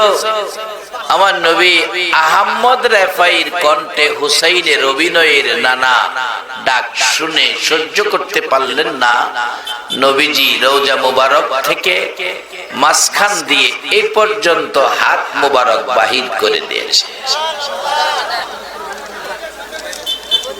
আজকে সেই হুসাইনের পক্ষে দুই চারটা কথা শুনলে, নবীজি আমাদের সাথে একদিন ঘুমের ঘরে স্বপ্নের দেখা দিতে পারে। বাবারা ভাইরা, আমরা আখিরি নবীর উম্মত, আমরা শ্রেষ্ঠ নবীর উম্মত। যে নবীর উম্মতের মর্যাদাও শ্রেষ্ঠ। কোরআন বলেছে কুনতুম খায়রা উম্মাতিন উখরিজাত লিন্নাস। সকল মানুষের মধ্যে, সকল নবী রাসূলের উম্মতের মধ্যে আখিরি নবীর উম্মত উত্তম। সকল মানুষের মধ্যে আখিরি নবীর উম্মত শ্রেষ্ঠ। বলবেন হুজুর, এত শ্রেষ্ঠত্ব আমরা কেন পাইলাম? এই শ্রেষ্ঠত্ব পাওয়ার পিছনে আমাদের কোনো কৃতিত্ব নয়, আমাদের কোনো ক্ষমতা নয়। এই শ্রেষ্ঠত্ব পাওয়ার পিছনে কারণ হলো আমরা শ্রেষ্ঠ নবী পেয়েছি, আখিরি নবী পেয়েছি, যে নবীর সাথে আমার আল্লাহ বন্ধুত্ব করেছে। কিছু মানুষ বসে আলোচনা করছেন, মুসা নবীর কি ভাগ্য, আল্লাহর সাথে বন্ধুত্ব করেছেন। আরেকজন বলছে শুধু মুসা নবী নয়, ইব্রাহিম নবীর কি ভাগ্য, আল্লাহর সাথে বন্ধুত্ব করেছেন। আরেকজন বলছে শুধু ইব্রাহিম নবী নয়, ঈসা নবীর কি ভাগ্য, আল্লাহর সাথে বন্ধুত্ব করেছেন। কারণ নামের লকব ইব্রাহিম খলিলুল্লাহ, মুসা কালিমুল্লাহ, ঈসা রূহুল্লাহ। আরেকজন এসে বলছে এতেই তোমরা আশ্চর্য হয়েছো, তারা আল্লাহর সাথে দুস্তি করেছে। আমার কাছে শুনো সবচেয়ে বড় আশ্চর্য খবর। কি খবর? তারা তো আল্লাহর সাথে দুস্তি করেছে, বন্ধুত্ব করেছে। আমার আল্লাহ যার সাথে দুস্তি করেছে তার ভাগ্য কত ভালো। সবাই বলছেন উনি কে? যার সাথে আল্লাহ বন্ধুত্ব করেছে, দুস্তি করেছে, বলেছেন উনি হলেন গো হাবিবুল্লাহ। কেউ খলিলুল্লাহ, কেউ রূহুল্লাহ, কেউ কালিমুল্লাহ, আল্লাহর সাথে দোস্তি করে। আর আমার আপনার নবী হলেন হাবিবুল্লাহ, আল্লাহ নিজে দোস্তি করেছে। সেই নবীর উম্মত যারা হয়েছে, আমার আল্লাহ তাদের দাম কোরআন শরীফের মধ্যে বাড়ায়া দিয়েছে। কুনতুম খায়রা উম্মাতিন উখরিজাত লিন্নাস। বলবেন হুজুর দাম তো বেশি, কোরআনে বুঝেছি, আলেম ওলামারাও শোনাইছে, কিন্তু আমরা তো পরিবেশে পড়ে, সমাজে পড়ে, অবস্থার উপরে অন্যায় অপরাধ করেছি। আল্লাহ এই কোরআনের মধ্যে বলেছে, বান্দারে ভয় পাইস না, আমি আল্লাহ তোমার গুনাহ মাফ করে দিব। রে বান্দা, আমার একটা নাম রাখলাম রহমান। রে বান্দা, একটা নাম রাখছি রহিম, একটা নাম রাখলাম গাফফার, একটা নাম রাখলাম গাফুর। এই নামগুলো শুধুমাত্র তোমাদের ক্ষমা করার জন্য রেখেছি। শুধু তাই নয়, আমার নবী কান্দে, আমার আল্লাহ ডাকে, বন্ধু গো তুমি কান্দো, আমি আল্লাহর এত মায়া এত দয়া থাকতে তোমার আর কত কানবা, কানতে হবে না। এ বন্ধু, আমার 100 ভাগ মায়া, একটা ভাগ মায়া 18,000 মাখলুকের দিলাম, 99 মায়া আমি আল্লাহর কাছে রাখলাম তোমার উম্মতের জন্য। আমার নবী কান্দে, মাবুদ গো আমার ভয় লাগে, 99 ভাগ মায়া আপনার, একটা ভাগ মায়া মাখলুককে দিয়েছেন, 1 ভাগ মায়া যে আপনার মধ্যে কম আছে, এই কারণে নিয়ে আমার উম্মতেরা জাহান্নামে যায়। আমার আল্লাহ ডেকে বলছেন, বন্ধু কেঁদো না, ও বন্ধু শোনো গো, হাসরের মাঠ যেদিন কায়েম হবে, আমার মাখলুকের মায়ার কোনো প্রয়োজন পড়বে না। সেদিন আমি আল্লাহর একক ক্ষমতা থাকবে, সেদিন আমি আল্লাহ মাখলুকের কাছ থেকে সকল মায়া টাইনা টাইনা নিয়ে আসবো। আমি আল্লাহর 100 ভাগ মায়া পুরা করব, বন্ধু গো কানতে হবে না।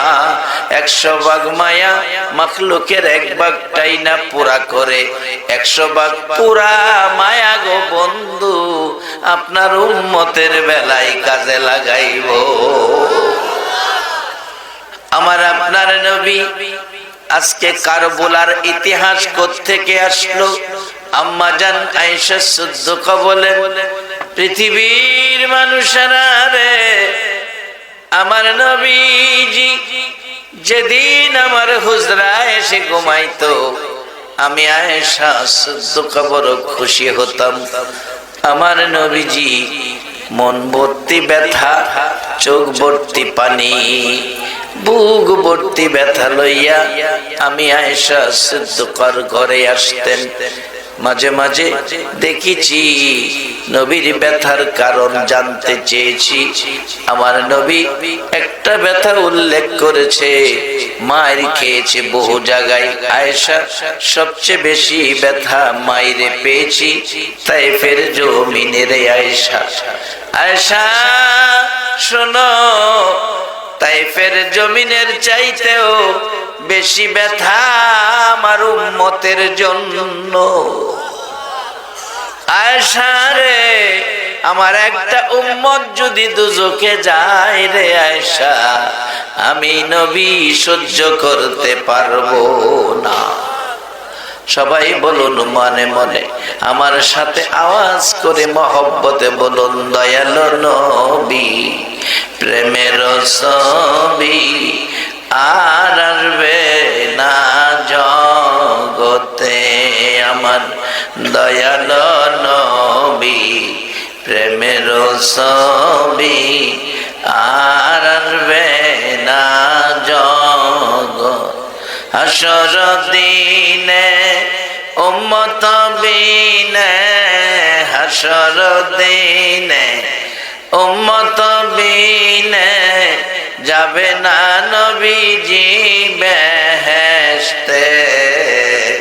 দয়ালো নবী প্রেমের ছবি আর আসবে না জগতে।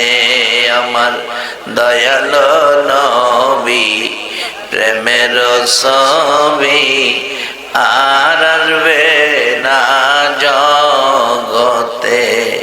63 সাল জিন্দেগি কাছে বলে উম্মতি, 63 সাল জিন্দেগি কাছে বলে উম্মতি, এখনো কান্দে শুয়ে মদিনাতে নবী, এখনো কান্দে শুয়ে মদিনাতে। দয়ালো নবী প্রেমের ছবি আর আসবে না জগতে। আমার দয়ালো নবী প্রেমের ছবি আর আসবে না জগ।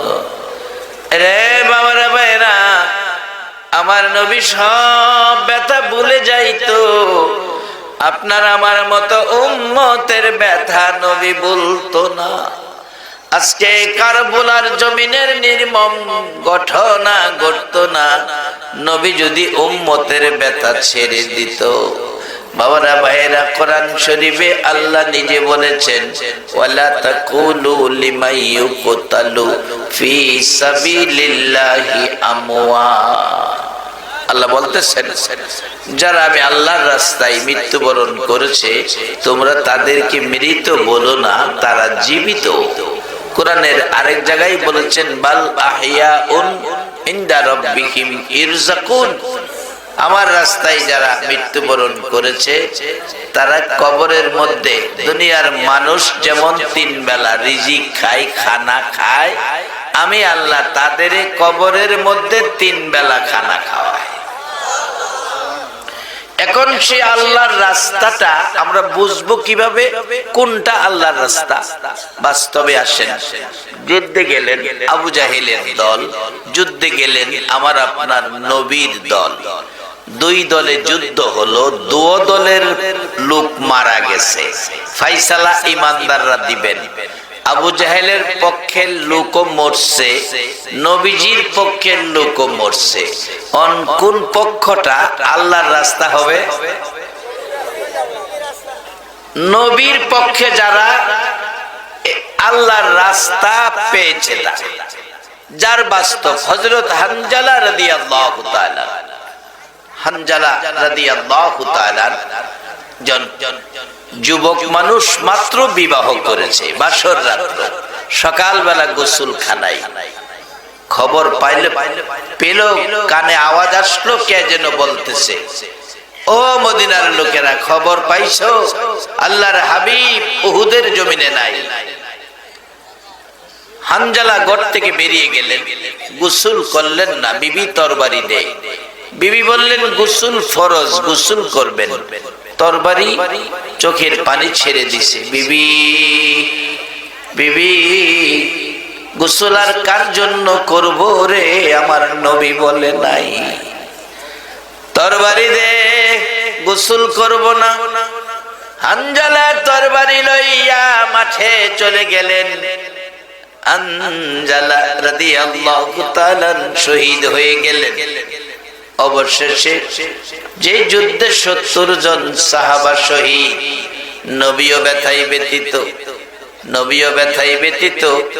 এত মার নবী মার খাইলো, দান মোবারক, 2টা দান মোবারক ভেঙ্গে গেল। মাথার লোহার টুপি ভেঙ্গে টুকরা হয়ে 2টা অংশ মাথার ভিতরে ঢুকে গেল।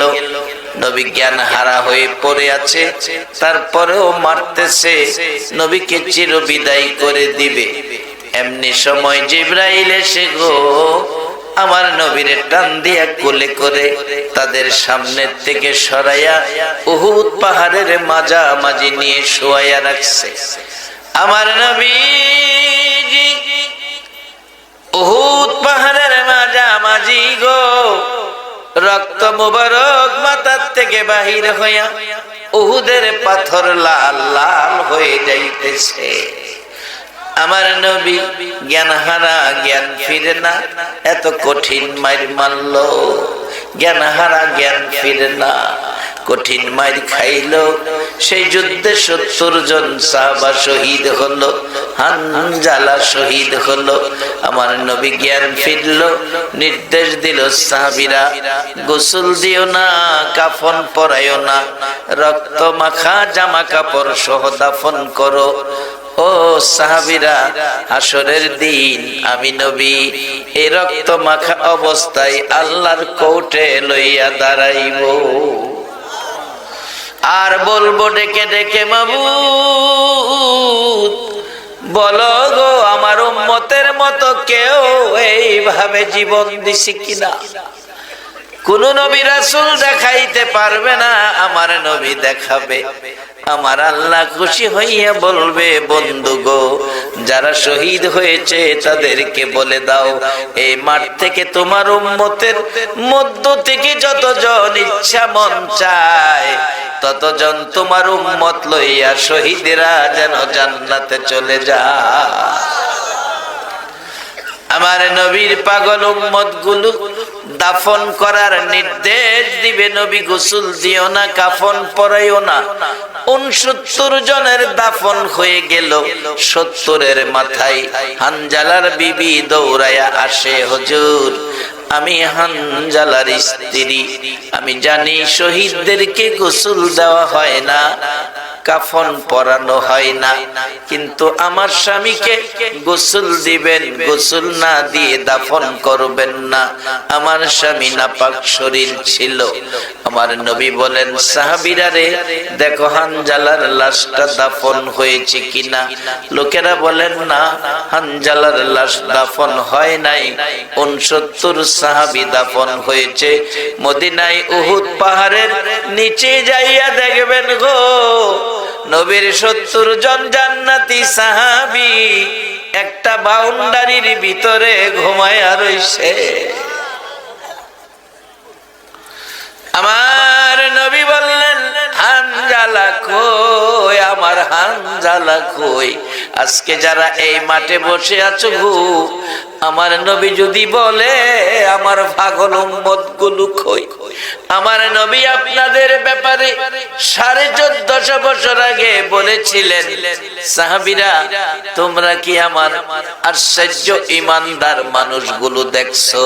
সাহাবীরা বলেন, হুজুর আমরাই তো আশ্চর্য ইমানদার, আপনাকে দেখে কালিমা পড়ে মুসলমান হয়েছি।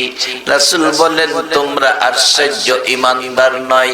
1400 বছর পরে রে সাহাবীরা আমাকে না দেখে আমার কথা শোনার জন্য ঘন্টার পর ঘন্টা বসে থাকবে।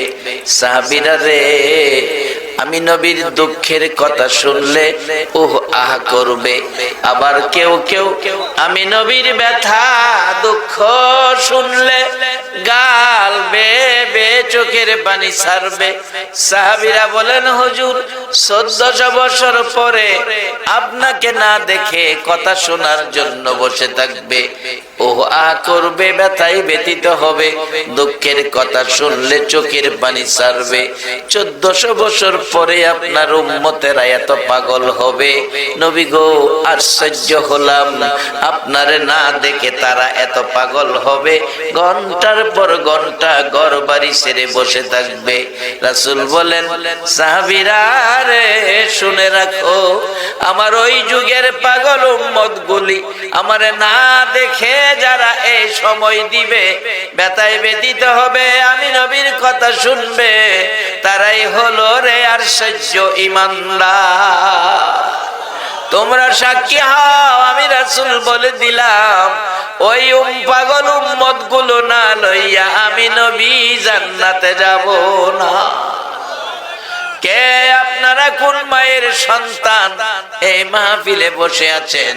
আপনারা আশ্চর্য ইমানদার এবং আল্লাহর রাসূলের পক্ষের মেহমান হয়ে গেছে।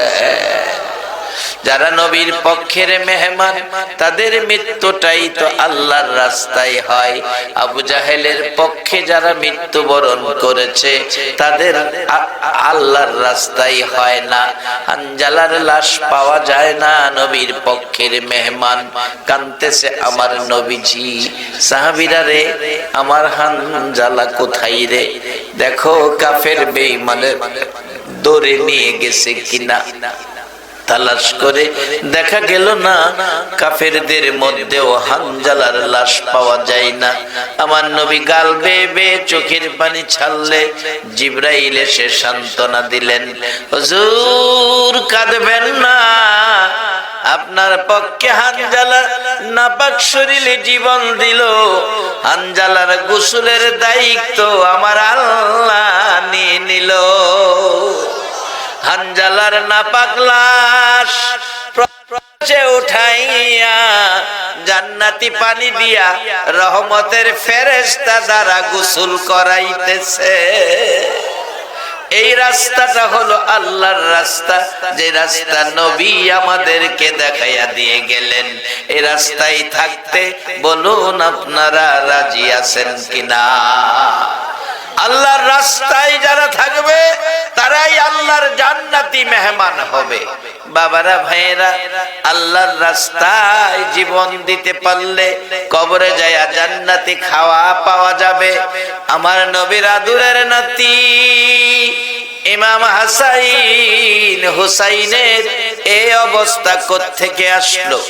আম্মা জান আয়েশা সিদ্দিকা রাদিয়াল্লাহু তাআলা আনহা বলেন, পৃথিবীর মানুষেরা রে, আমার নবীজি আমার হুজরায় এসে গভীর রাত্রে ঘুমিয়েছে, গভীর রাত্রে ঘুমিয়েছে। আমি আয়েশা সিদ্দিকা ঘুমিয়েছি। হঠাৎ আমার নবী বিছানায় নাই। জিবরাইল এসে বলেছিলেন, নবী গো, আপনি তো উম্মতের দরদি, এইভাবে যদি ঘুমিয়ে সারা রাত কাটাইয়া দেন, আপনি কি উম্মতের জন্য কাঁদবেন না গো নবী? আমার নবী ঘুম থেকে উঠে মা আয়েশা সিদ্দিকাকেও ডাক দিল না, দরজাটা খুলে আপনার আমার মতো উম্মতের পাগল নবীজি একটা দৌড় মারছে, উম্মতি উম্মতি বলিয়া। যাইতে যাইতে একেবারে মদিনার শেষ প্রান্তে আমার নবীজি সেজদায় পড়ে কাঁদতেছে, মাবুদ গো, যতক্ষণ পর্যন্ত উম্মতের নাজাতের খবর না শোনাইবা আমি রাসূল সেজদা থেকে মাথা উঠাইব না। একটা দিন পার হয়ে গেল, একটা রাত পার হয়ে গেল। মসজিদে নববীতে সাহাবীরা ফজরের আজান দিয়েছে, নামাজ পড়বে, ইমাম আসতেছে না। হুজরাই খবর নিলেন, হুজুর হুজরাই নাই, হুজুর পাওয়া যাইতেছে না, দরজা খোলা। গভীর রাত্রে কোথায় গেল, কে বা কারা ধরে নিয়ে গেল, এমন কোনো খবর মিলতেছে না। সাহাবীরা বেরিয়ে গেছে, রাসূল কোথায়? সেদিন ব্যবসায়ীরা বেরিয়ে গেছে, দোকান বন্ধ করে, রাসূল কোথায়? রে বাবা যুবকেরা, তোমাদের মতো যুবকেরা সেদিন তরবারি হাতে লইয়া পাগলের মতো বেরিয়ে গেছে। মাগো মা, বিদায় দাও গো, খুঁজে বের করি আমার নবী কোথায়। সেদিন তরুণেরা বেরিয়ে গেছে, নবী কোথায়? সেদিন মদিনার মহিলারা নবী নাই খবর পাইয়া রান্নাঘরের আগুন পানি দিয়া নিবাইছে।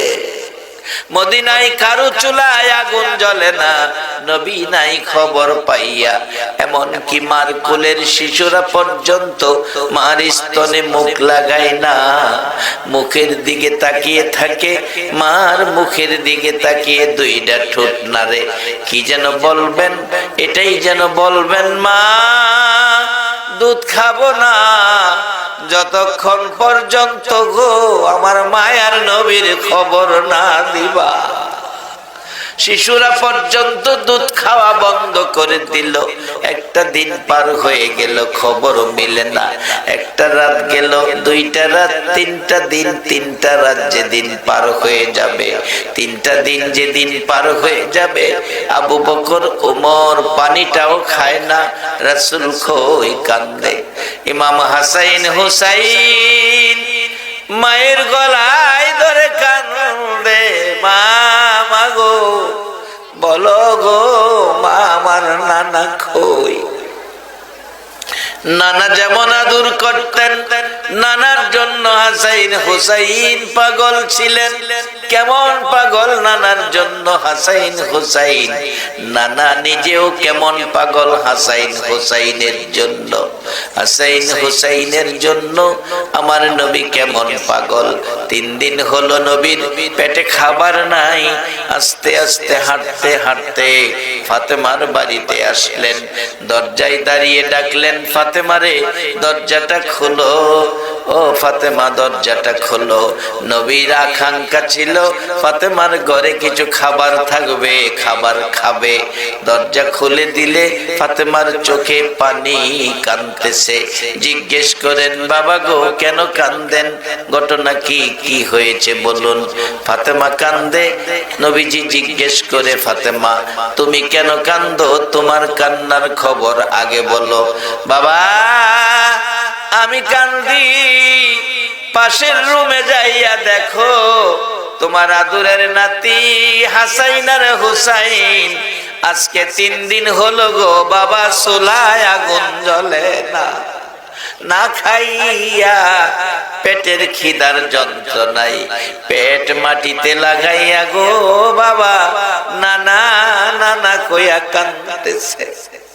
আমার নবী একটা নজর দেখলো হাসাইন হুসাইন কান্দে, আর দেরি করলো না, ঘর থেকে বেরিয়ে গেছে। যাইতে যাইতে একটা ইহুদির বাগান, বাগানের মালিক ইহুদি, খেজুরের বাগান, পাশে দাঁড়াইয়া ডাকতেছে, ইহুদি রে তোর বাগানে কাজের লোক রাখবেনি? ইহুদি বলেন, এত সুন্দর চেহারা, বড় লোকের ছেলে মনে হয়, কাজ করতে পারবেন? কি কাজ? কুয়া থেকে মাটির কুয়া পানি উঠাইয়া গাছের গোড়ায় গোড়ায় দিবেন। বলছে নবী পারবো।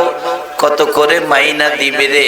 ইহুদি 1 বালতি পানি উঠাইলে 3টা খেজুর দিব। 1 বালতি পানি 3টা করে খেজুর, সিদ্ধান্ত হলো 8 বালতি পানি উঠাইয়া 9 বালতি বুড়াইয়া টান দিলে বালতির রশি ছিঁড়ে কুয়ার ভিতরে পড়ে গেছে। ইহুদি ডাকতেছে, পানি উঠাও। রাসূল বলেন, পানি উঠাবো, বালতি ছিঁড়ে পড়ে গেছে। ছিঁড়ে ফেলাইছো কেন? আমি ফালাই নাই, ছিঁড়ে গেছে। এই পর্যায়ে আয়েশা কাছে উপস্থিত হয়ে গিয়ে রাগ হয়ে গেলেন ইহুদি। আমার নবী বলেন, আমি ফালাই নাই, ছিঁড়ে পড়ে গেছে। কথা কাটাকাটি করে এক পর্যায়ে এমন রাগ হলো ইহুদি যে নবীর চেহারায় জীবনে কোনদিন একটা মশা মাছি বসে না রে, সেই নবীর গাল মোবারকে থাপ্পড় মারছে। আমার নবী কান্দে, ইহুদি রে 3 দিন হলো রে আমি নবী কিছু খাই না, শুকনা গালে থাপ্পড় দিছস, বল তোর হাতে ব্যথা পাইছস নি? আমার 8 বালতি খেজুর পানির বিনিময়, 8টা খেজুর 8 বালতি পানির বিনিময় 24টা খেজুর দে। আমার আদরের নাতি হাসাইন হুসাইন কান্দে। 8 বালতি পানির বিনিময় 24 খেজুর লইয়া এত আদরের নাতি ইমাম হাসাইন হুসাইনের জন্য রওনা হলেন। আমার আল্লাহ বলেন, জিবরাইল রে বন্ধুরে ক বালতি উঠাইয়া দিতে। জিবরাইল এসে ডাকে, হুজুর বালতি উঠাইয়া দিয়ে যান। ইহুদির বালতি উঠাইয়া দেন। ইহুদি বলছে, বালতি উঠাইয়া দেওয়ার জন্য আমার আল্লাহ বলছে উঠাইয়া দেন, সম্ভব অসম্ভব কিছুই না। কি দিয়ে উঠাবো রে? জিবরাইল হুজুর আপনি কুয়ার ভিতরে হাত বাড়াইয়া ডাক দেন। আমার নবী কুয়ার ভিতরে হাত বাড়াইয়া ডাক দিলে দেখি নবীর উম্মত ইমানদারের অন্তরে বিশ্বাস কেমন গভীর আছে। আমার নবী কুয়ার ভিতরে বালতিরে ডাক দিলে বলুন নবীর হাতে বালতি আসতে পারে কিনা? আমার নবী আঙ্গুল ইশারা করলে চাঁদ 2 টুকরা হয়। ডুবন্ত সূর্য ডাক দিলে আবার উদিত হয়। সেই নবী যখন হাত দিয়ে কুয়ার ভিতরে ডাক দিলেন, কুয়ার বালতি নবীর হাতে এসে গেলেন। ইহুদি রে বলছেন, ইহুদি এই লও তোমার বালতি, তোমারে দিয়ে গেলাম। ইহুদি বলেন, এটা কেমন ব্যক্তি, কার গায়ে হাত তুললাম রে? যে ব্যক্তি কুয়ারের ভিতরে হাত বাড়াইয়া ডাক দিলে বালতি চলে আসে, উনি আখিরি নবী ছাড়া কেউ না। কি করলাম, কার গায়ে হাত তুললাম? ইহুদি নিজের হাত নিজে কেটে ফেলছে, জ্ঞান হারা হয়ে গেছে। পথিকেরা এসে দেখে একটা লোক জ্ঞান হারা, মাথায় পানি দিলেন, জ্ঞান ফিরলেন, জিজ্ঞেস করলেন কি অবস্থা, কি হলো তোমার? আমার কি হলো? আখিরি নবীর কাছে নিয়ে যাও, তোমাদের কাছে বলবো না। নবীজির কাছে নিয়ে গেলে ইমাম হাসাইন হুসাইন দুইজনকে কোলে লইয়া নবীজি খেজুর খাওয়াইতেছিলেন। ডাকতেছেন, নবীজি আছেন ঘরে? হাও, বেরিয়ে আসেন। আসলেন ইহুদি, হাত কাটা। ডাকলে, বাবা তোমার এই অবস্থা কেন? ইহুদি বলেন, হুজুর আমি চিনতে পারি নাই, না চিনে আপনার গায়ে হাত তুলেছি, বেয়াদবি করেছি, এ হাত আমি কেটে ফেলছি। নবী গো বলুন বেয়াদবির ক্ষমা হবে কিনা? রাসূল বলেন হবে, ক্ষমা পাবে, কালিমা পড়ে মুসলমান হয়ে যা। ইহুদি কয়, কালিমা পড়ে মুসলমান হইলে যদি বেয়াদবির ক্ষমা পায়, তাইলে সুযোগ তো পাইছি ক্ষমা পাওয়ার, হাতটা জোড়া লাগাইয়া লই। নবী গো আমার হাত জোড়া লাগাইয়া দিতে পারলে আমি কালিমা পড়ব। আচ্ছা, আপনাদের ধারণা কি আমার নবী পারবো নি হাত জোড়া লাগাইতো? আসতে কইলেন যে, আসলে রাত বেশি হইলে আওয়াজ কমই হয়।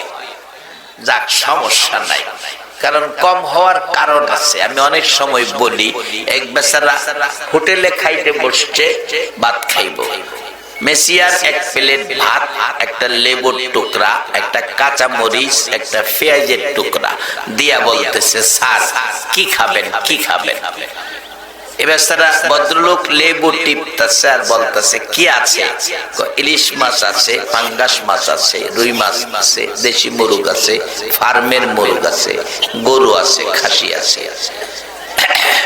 বেটা যা আছে আমার বিশ্বাস হয় না, মিথ্যা কথা কস। কেমনে বুঝলেন? প্রথমত ঠগাইছস, লেবু দিছস, এই যে চাপতাছি লেবুর থেকে এক ফোঁটা রস পড়ে না। আমারে কোন কেরে মিয়া, আমি তো মেসিয়ার মাহাজন বসা ক্যাশে। মাহাজন রে কোন মাহাজন, মেসিয়ার কি লেবু দিল, লেবুতে তো রস নাই। মাহাজন কয়, বাবারে রস কত থাকবো, এই লেবুর টুকরা তোমার আগে আরো ৬০ জনে খায়া গেছে। ৬০ জনে খাইলে যেমন লেবুর মধ্যে রস থাকে না, বেশি রাত্রে ওয়াজে গেলে শ্রোতার আওয়াজ থাকে না। কারণ হগল হুজুর তো সুবহানাল্লাহ আলহামদুলিল্লাহ জোরে কোন, আস্তে কেউ কোন। তবে আমি কম সময়ে কষ্ট কম দিয়া মূল কথাগুলির মধ্যে যাচ্ছি। বাবারা ভাইয়েরা, এত আদরের নাতি ইমাম হাসাইন হুসাইন দুইজন কোলে লইয়া নবীজি খেজুর খাওয়াইতেছেন।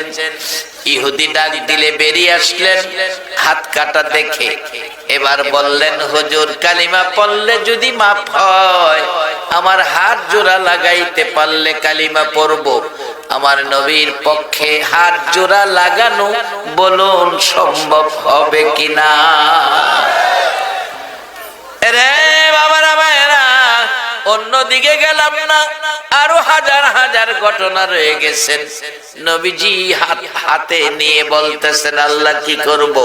আল্লাহ বলেন, বন্ধু হাতে হাত লাগাইয়া বিসমিল্লাহ বলে একটা মালিশ দিয়ে দেন। হাতে হাত লাগাইয়া বিসমিল্লাহ বলে মালিশ দিলে হাত জোড়া লাগা গেছে।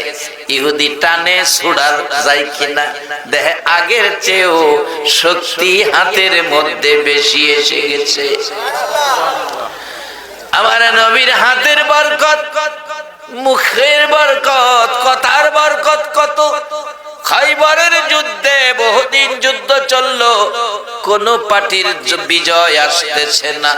আমার নবী বলেন, কালকে সকালে আমি একজনের হাতে ইসলামের পতাকা দিব, যার হাতে ইসলামের বিজয় চলে আসবে। সকালবেলা সকলে অপেক্ষায়, নবী জানি কার হাতে ইসলামের পতাকা দেয়। নবী ডাকলেন, আমার আলী কোথায়, আলী কোথায়? যাকে শেরে খোদা বলা হয়, আল্লাহর বাগ বলা হয়, আলী কোথায়? হযরত আলী অসুস্থ ছিলেন, চোখ উঠেছে। আলীকে ডাকলেন, চোখ বন্ধ করে আলী আসলেন, হুজুর আমি অসুস্থ। রাসূল বললেন, এদিকে আসো। কাছে আসলেন, একটু থুতু মুবারক মুবারক চোখে লাগাইয়া দিলে চোখ ভালো হয়ে গেছে। আলীর হাতে পতাকা দিলেন, এবার যুদ্ধ শুরু হলেন। খৈবরের ঘেট, 2টা কপাট, এক একটা কপাটের ওজন ছিল 80 মণ ওজন। 80 মণ ওজনের লোহার গেটের কপাট। আলী একটা আঙ্গুলে ইশারা করে, একটা আঙ্গুলে ইশারা করে 80 মণ ওজনের লোহার গেটের কপাট টান দিয়া খুইলা ফালাইছে। বাম হাতে ঢাল বানাইয়া যুদ্ধ শুরু করে মুসলমানদের বিজয় নিয়ে আসলেন। আলী ডাল ফেলে দিলেন। যুদ্ধ শেষে এবার 40 জন সাহাবী ওই ডালটাকে ধরে আলগাইতে চাইলেন, পারলেন না। বললেন, আলী বাম হাতে ডাল বানাইয়া যুদ্ধ করেছো, 40 জনে লড়াইতে পারি না, কিভাবে তুমি করলা? এবার তুমি একটু দেখাও। হযরত আলী বলেন, আমিও ধরে টানি, লড়াইতে পারি না। রাসূলের কাছে গেলে বলা হলো, নবীজি গো, আমি তো বাম হাতে ডাল বানাইয়া যুদ্ধ করেছি, এখন তো লড়াইতে পারি না। আমার নবী বলেন, আলী, আলী রে, ওই সময় ক্ষমতাটা তোমার ছিল না, ওই সময় আমার স্বয়ং আল্লাহর ক্ষমতা ছিল। সেই নবী হাত জোড়া লাগাইলে বলুন জোড়া লাগবে কিনা? ইহুদি কালিমা পরে মুসলমান হয়ে গেলেন। এত আদরের ইমাম হাসাইন হুসাইন, আম্মা জান আয়েশা বলেন, 3 দিন যেদিন পার হয়ে যায়, আবু বকর ওমর 2 জন সারা দিন ঘুরে পানিটাও খায় না, নবীজির খবর পায় না। মদিনার শেষ প্রান্তে চলে গেছে, ঘুরতে ঘুরতে যাইয়া দেখে এক জাক মানুষ বসে কি যেন ভাবছেন। বললেন, বাবারা কি ভাবতেছ? কি তিনি টেনশনে আছো? আপনাদের পরিচয় কি? আপনারা কে? আমরা মদিনার মেহমান। রে রাখালেরা, মাঠে ঘাটে থাকো, বলো আমার মায়ার নবীরে দেখছনি? আবু বকর বললেন, মায়ার নবীরে দেখছনি? আজকে 3 দিন হলো নবীরে পাই না। উমর বলছেন, রাখালেরা রে, আমি উমর তরবারি নিয়ে গিয়েছিলাম নবীর মাথা কাটবো। আল্লাহর কসম রে, নবীর সুন্দর চেহারা দেখে আমি কালিমা পড়ে মুসলমান হয়ে গেছি। আজকে 3 দিন হলো সুন্দর নবীর দেখি না, 3 দিন হলো সুন্দর নবীর দেখি না। আবু বকর বলেন, 3 দিন হলো মায়ার নবীরে পাই না। বলো 3 দিন পার হয়ে গেল, আমার মায়ার নবীর খবর তোমরা জানো কিনা? একটা রাখাল দাঁড়াইয়া বললেন, আবু বকর উমর 2 জনের কথা সমন্বয় করে একটা খবর দিতে পারি। আজকে 3 দিন হলো, ও আবু বকর উমর, পূর্ণিমার চাঁদের মতো সুন্দর একজন ব্যক্তি ওই পাহাড়টার পাশে যাইয়া দেখ রে আবু বকর উমর। আজকে 3টা দিন পার হয়ে যায়, 3টা রাত পার হয়ে গেছে, ওই লোকটা সেজদায় পড়ে উম্মতি উম্মতি উম্মতি বলে কাঁদতেছে। আবু বকর উমর 2 জনে সিদ্ধান্তে পৌঁছলেন, উম্মতি বলে কান্দে আমার নবী ছাড়া কেউ না। যাইতে চাইলে রাখালেরা বাধা দিলেন, আবু বকর উমর যেও না, কথা দাও, এই লোকটা যদি তোমাদের নবী হয়ে থাকে, লোকটাকে উঠাইয়া মদিনায় লয়ে যাবে, কথা দাও রে আবু বকর উমর।